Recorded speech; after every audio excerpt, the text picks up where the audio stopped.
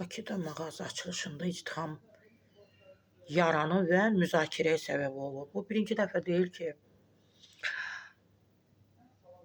bu insanlar, bunlar kimlərdir ki, gəlirlər bir-birlərini tapdayırlar, bir-birlərini əzirlər, təhqir edirlər, yıxılan kim, əzilən kim, ayaq altda qalan kim.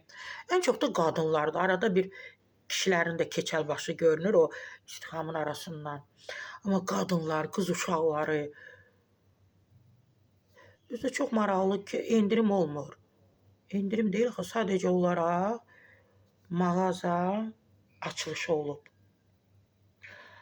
Biraz da endirim kampaniyası olub. Demək, endirim varsa insanlar birini döyüb öldürməlidir bir-birlərini. Hələ müğənniləri demirik. Təzə bir mağaza açılır, market açılır.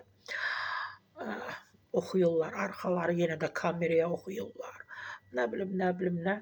Onlar elə bilir ki, insanlar onlara görə yığışıb. Orada demirlər ki, oradan girəcəkdə yazılır. Bax, endirim var, yağın endirimi, bitki yağının, kərə yağının, pendirin, Naxçıvan pendirinin, Göyçay pendirinin. Demək ki, insanlar heç onları görmür. Hamı tələsir ki, içəri daxil olsun mağazaya, marketə.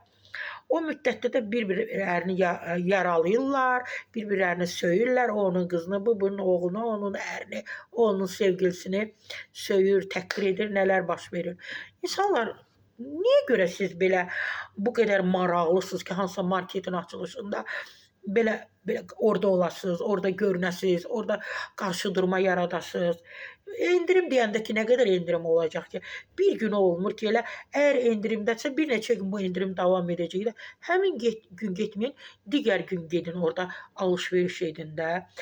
Heç nə, bilmirəm də bizim ən çox da qadınlarımız, bəzi qadınlarımız.